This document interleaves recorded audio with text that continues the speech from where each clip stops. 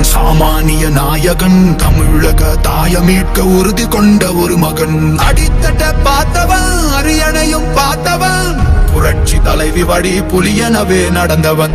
ஏழ வாழ வாழ வைக்க சீறி வந்த திருமகன், ஏறு கலப்ப புடிச்சு மேல ஏறி வந்த தலைமகன். ஏழ வாழ வாழ வைக்க சீறி வந்த திருமகன், ஏறு கலப்ப புடிச்சு மேல ஏறி வந்த தலைமகன்.